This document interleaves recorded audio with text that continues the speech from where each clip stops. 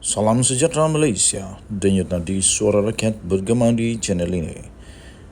Jangan lupa tekan butang subscribe, like dan share. Malaysia kita punya, cintai Malaysiaku, kita jaga kita.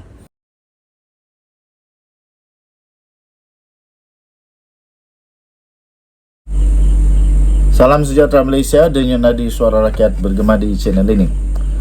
Wow, ini pengakuan yang cukup mengejutkan daripada Atok. Daripada seorang yang sudah berusia hampir 100 tahun. Rupa-rupanya ini pendedahan pengakuan daripada Mahathir sendiri ya. Yang ni Mahathir sendiri yang akui. Ini tak payah orang nak tolong dedah, tak payah orang cuba-cuba untuk korek-korek, bongkar sana sini, tidak perlu. Kerana apa? Mahathir sendiri mengakui bahawa dia dah 9 kali dipanggil polis berkaitan 3R. Itu kata Dr. Mahathir. Mungkin dia nak cakap dia ni sedang ditindas ke apa. Tapi bagi saya lihat tajuk ini, saya nampak di sana bahawa Mahathir memang selalu disiasat oleh polis berkaitan 3R. Kenapa? Kerana dia suka cakap tentang 3R. Sebab itu dah 9 kali kena panggil. Jadi polis pun tak akan panggil, ya, tak akan panggil kalau tak ada apa-apa yang patut dipanggil. Tapi ini dah 9 kali dipanggil polis berkaitan 3R.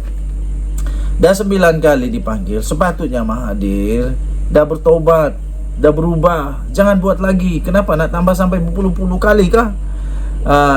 Tak baik tahu untuk teladan bagi generasi akan datang.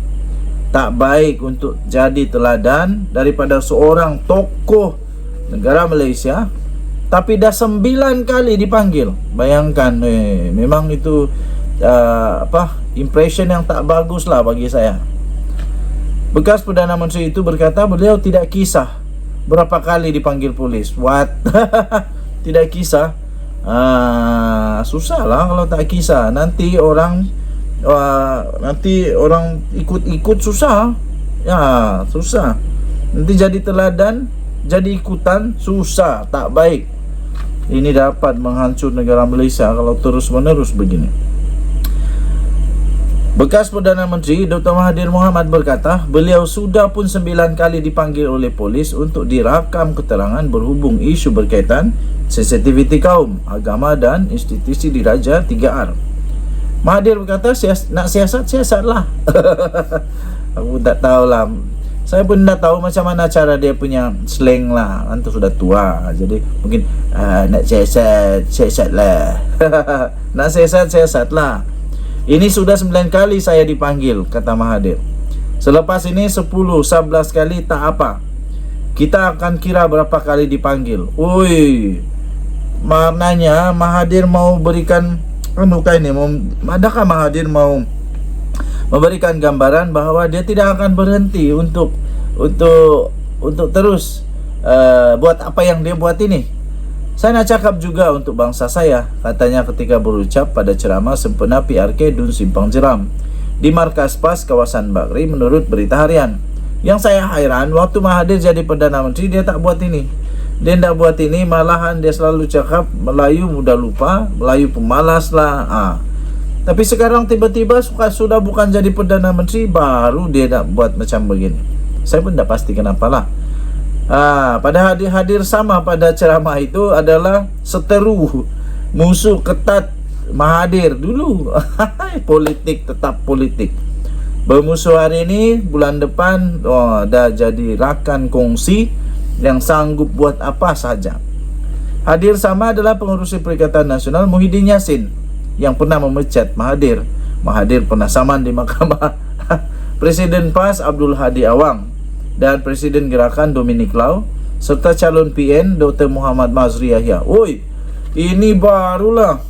Ini baru PRK Dun Simpang Jeram. Semua presiden datang. Muhyiddin datang, Abdul Hadi datang, Dominic Lau datang. Ini macam betul-betul lah pertandingan satu planet, satu galaksi datang bersama. Kenapa takut kalah kah? Saya tahu apa yang diucapkan sini. Di sini akan dicatat pihak tertentu. Saya kena panggil pula lagi. Kalau tanya kenapa cakap macam itu, jawapan saya senang saja, kata Mahathir. Kalau salah didakwa di mahkamah, selepas itu bolehlah saya jawab di mahkamah, katanya. Sebelum ini polis memaklumkan Mahathir disiasat kerana disyaki membuat kenyataan cenderung menghasut bagi mendatangkan penghinaan atau perasaan tidak setia terhadap institusi diraja. Pengarah Jabatan Siasatan Jenayah Bukit Aman Muhammad Suhaili Muhammad Zain berkata, siasatan dibuat berdasarkan kenyataan yang telah disiarkan sebuah portal berita pada 6 Jun yang lalu. Dan jadi Suara Rakyat bergema di channel ini. Bye-bye. Salam sejahtera Malaysia. Denyut nadi Suara Rakyat bergema di channel ini. Selamat malam tuan-tuan dan puan yang dihormati sekalian. Muhyiddin bertaubatlah. bharian.com.my 3 September 2023. Muhyiddin bertaubatlah. Nak bertaubat dari apa? Apa yang Muhyiddin buat sampai dia dah kena arah untuk bertaubat ni?